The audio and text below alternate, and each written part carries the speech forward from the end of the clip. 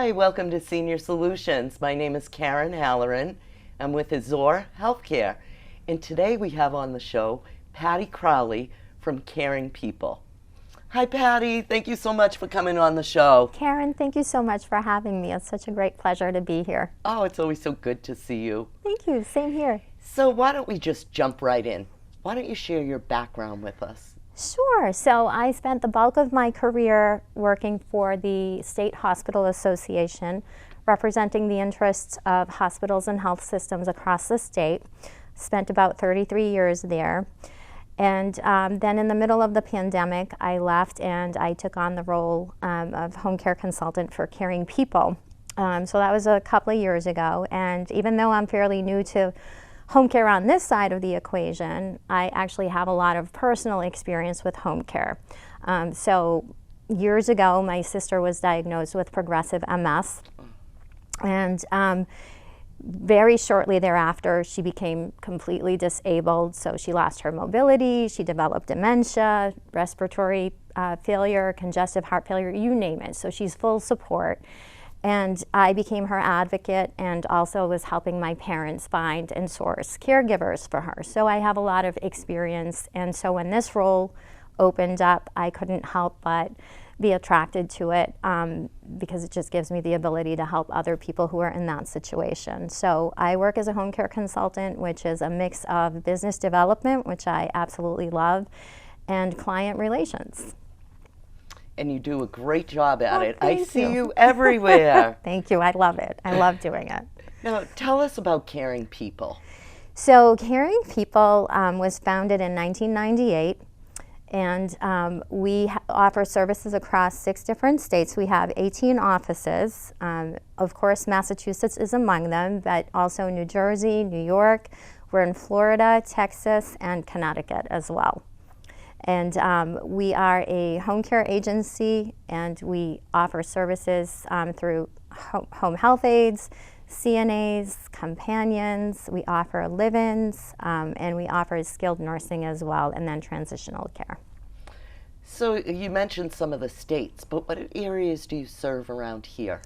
So in Massachusetts, we primarily were in Boston when we first came into Massachusetts, and we recently expanded to the South Shore and Cape Cod, as well as the North Shore. So we just expanded our territory. So we'll cover Boston, west of Boston, Metro Boston, North Shore, Cape, as I mentioned. Really the only area that we don't service unless it's a longer shift is Western Mass. Okay. I was going to ask you about your role, but I think you kind of covered that for us. You do an awesome job. Thank you, Karen. I know a lot of people would want to know, do you accept insurance? How does somebody pay for Caring People services? That's a great question. So we do not accept private insurance. However, we do take long-term care insurance. So if someone has a long-term care policy, we will accept it. What's really great about that is we have a very specialized team who really understands the long-term care business. And so they're able to help families identify what their benefits are, help get them enrolled into services, and then we take over the billing. So reducing the administrative burden on the families of loved ones so that they can really spend quality time with their loved ones as opposed to be concerned about how to pay for it or the billing or the paperwork, which can be very cumbersome. Do you have any minimum hours that you require?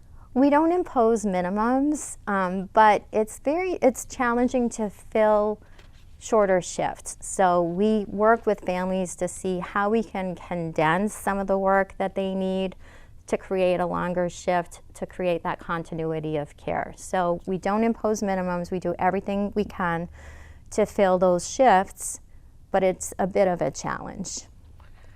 Are there other places that home care can be utilized, or is it strictly in the home? Oh gosh, no. So that's a misconception. So I have clients who are currently residing in rehabs. We offer services, companion care at assisted living facilities, at independent living facilities, rehab. So it can really be applied anywhere where it's needed. So how does somebody decide, how much services and what type they would use? You know, oftentimes it's through conversation. What the ideal situation is when we get a call in advance from a facility to say that a client or a patient is being discharged to home and is going to need home care. Having advance notice, I'm able to get into that rehab, meet with the family, and then meet with the clinical team to really understand what the needs are so that we could do a better job as a home care agency matching the skills to the needs of the client.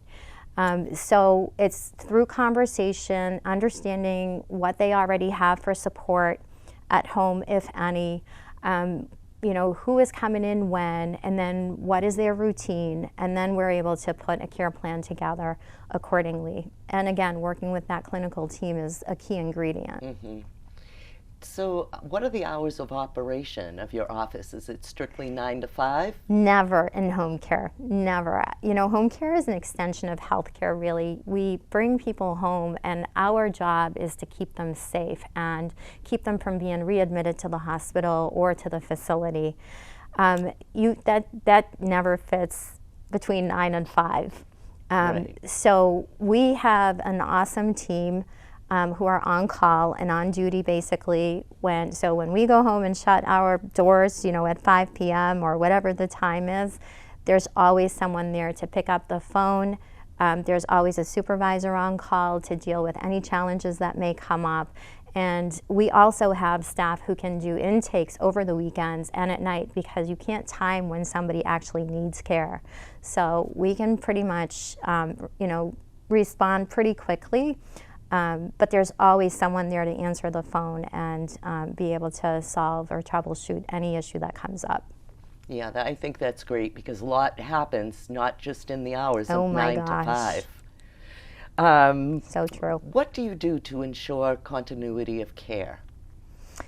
So in terms of continuity of care, that's really important, especially with elders. You know, they don't want 6 different people coming in and handling their care, et cetera. So we really work with the families to identify what the needs are and really try to create a very efficient care plan that is going to be attractive to the caregivers and is going to really serve the family as well.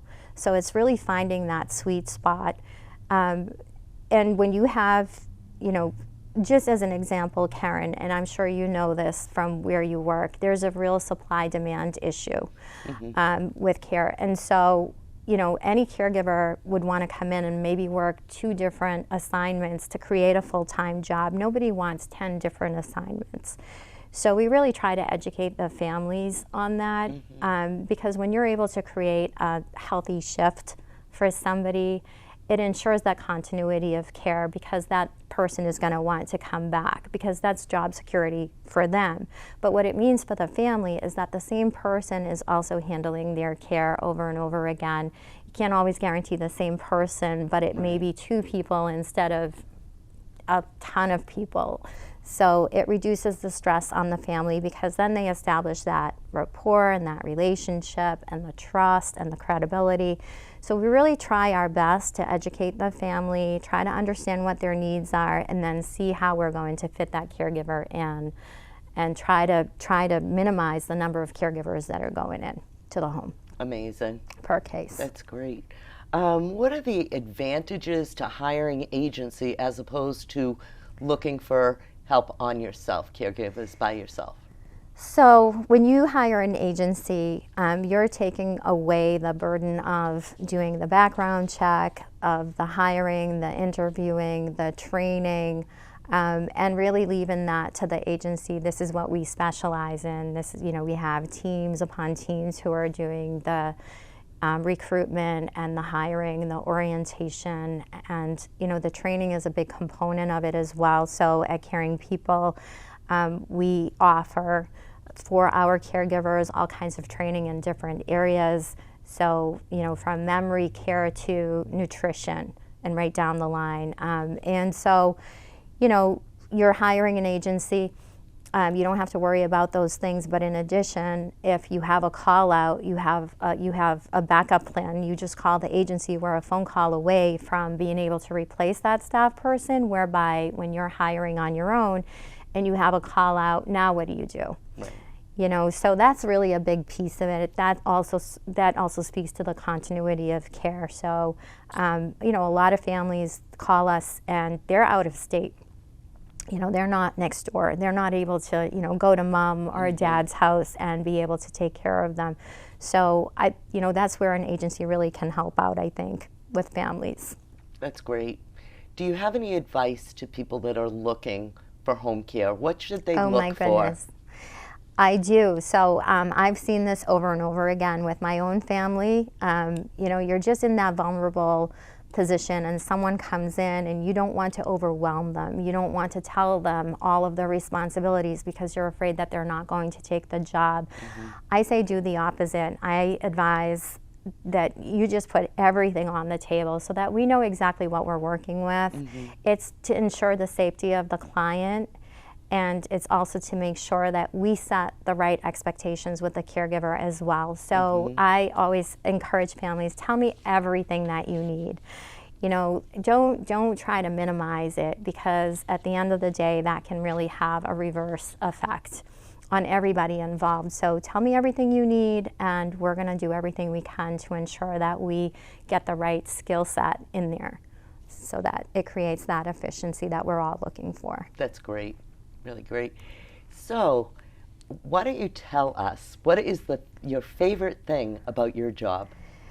Oh, that's an easy one. It's just helping people. That really, it hits right here for me. I know what it feels like to be in that vulnerable position and to need help. And, we've been dealing with my sister's situation for so many years now. And it's heartwarming when you can depend on somebody else who can come in and just kind of take over and give the caregiver a break, because we as family members never step away from that. That's our constant role. And in order to care for somebody who has so many demands, you have to have some kind of break. So giving families a break, and then being able to step in and know that you're involved in keeping somebody safe or keeping them healthy or keeping them happy. That just right here. Isn't that wonderful? It is. It's the best feeling in the world. Well, I think we've learned about your services. We've learned a ton. I'd like to end the show with 3 questions. Uh-oh. You ready? I think so. The first question is, tell us a fun fact about you. Well, I don't know how fun this is, but I was born in a different country. I was born in Lebanon, and I moved to the U.S. when I was 10 years old. So English is my 3rd language. Wow. So I speak Arabic and French and English and a little bit of Spanish. Was English the hardest to learn? I would say Arabic. Really? Even though it's my first language, Arabic is really hard, because the way that we speak versus the way that we write is very different. It's almost like 2 different languages. So Arabic's really hard, but of course it's my native language. So in that regard, speaking it is very easy, but learning it in school was very hard. French is not easy. I think knowing French gave me the ability to learn English and I ditched the Boston accent when I entered the professional field. It does come out periodically. You don't have an accent. Yeah. Once in a while, if I get excited or if I'm talking really fast, it comes out. I had one for a long time, but I just did what I could to get rid of it when I entered the professional field. That's so funny. Now, do you have any pets? We love animals on this show. I do. So I have a rag doll. He's adorable. He's 3 years old. His name is Milo, and he's a chocolate. So he's furry, and he's white with cream points and little chocolate nose. He's adorable, and he has. We have morning coffee together every single morning. It's our cuddle time. Other than that, he just kind of leaves me alone. That's great. But he's fun. And the last question is, it's summer and everybody's making plans to go on vacation. Do you have any plans for the summer? So I took a lot of my vacation over the winter. I spent a lot of time in Florida this past winter. This summer, I'm amidst transition of moving, so I just took a week off last week But I spent the entire time packing boxes and moving boxes, so it wasn't much of a vacation, but A little staycation. it's okay. It's all good. The weather wasn't that great anyway, so yeah. Excellent. Yeah. If somebody wanted to get in touch with you and learn about caring people, how would they do that? So super easy, just give me a call. My cell number is 978-944-5660, or you can also reach me by email, and that's patty.crowley@caringpeople.com. Excellent. Excellent. Well, I'd like to once again thank you for coming on the show. We've learned so much. I'm sure the audience has too. Karen, thank you so much for having me. This was wonderful. I really appreciate this opportunity. My pleasure. And thank you so much for tuning in today. Until next time, have a great day.